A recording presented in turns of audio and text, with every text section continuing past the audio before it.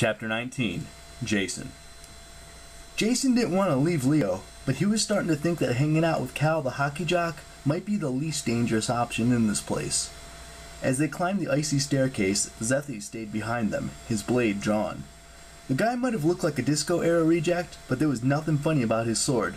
Jason figured one hit from that thing would probably turn him into a popsicle. Then there was the Ice Princess. Every once in a while she'd turn and give Jason a smile, but there was no warmth in her expression. She regarded Jason like he was an especially interesting science specimen, one she couldn't wait to dissect.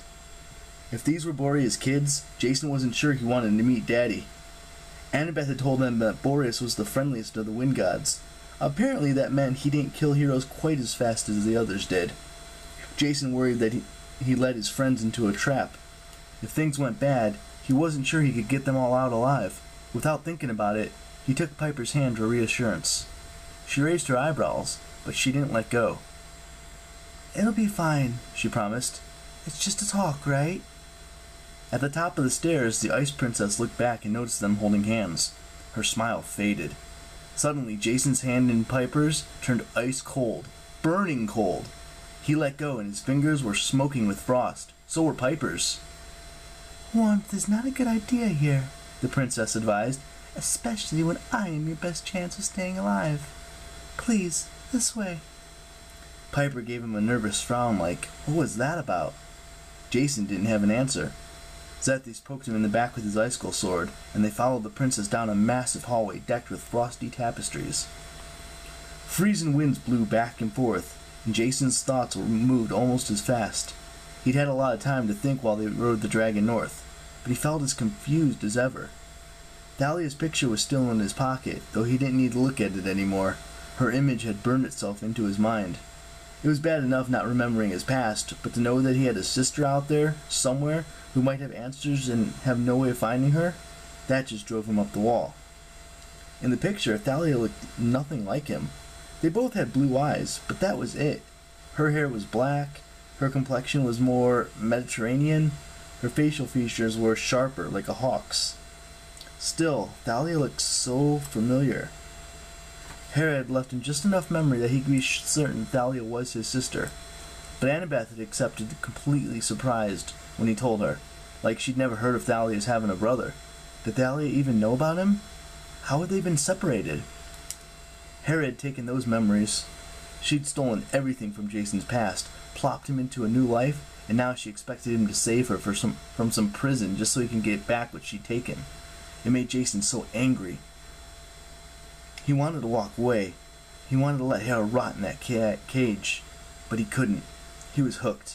He had to know more, and that made him even more resentful. "Hey," Piper touched his arm. "You still with me?" "Yeah, sorry." He was grateful for Piper. He needed a friend, and he was glad she started losing the Aphrodite blessing. The makeup was fading, her hair was going slowly back to its old choppy style with little braids down the sides. It made her look more real, and as far as Jason was concerned, more beautiful. He was sure now that they'd never known each other before the Grand Canyon. Their relationship was just a trick of the mist on Piper's mind, but the longer that he spent with her, the more he wished it had been real. Stop that, he told himself. It wasn't fair to Piper, thinking that way. Jason had no idea what was waiting for him back in his old life, or who might be waiting. But he was pretty good about thinking that he was sure that he wouldn't mix up Camp Half-Blood. After this quest, who knew what would happen, assuming they even survived? At the end of the hallway, they found themselves in front of a set of oaken doors carved with a map of the world. In each corner was a man's bearded face, blowing wind. Jason was pretty sure he'd seen maps like this before, but in this version, all the wind guys were winter, blowing ice and snow from every corner of the world. The princess turned. Her brown eyes glittered, and Jason felt like he was a Christmas present that she was hoping to open. "This is the throne room," she said. "Be on your best behavior, Jason Grace. My father can be chilly. I will translate for you and try to encourage him to hear you out. I do hope he spares you. We could have so much fun." Jason guessed that this girl's definition of fun was not the same as his. Okay, he managed. "But really, we're just here for a little talk. We'll be leaving right afterwards." The girl smiled. I love heroes. So blissfully ignorant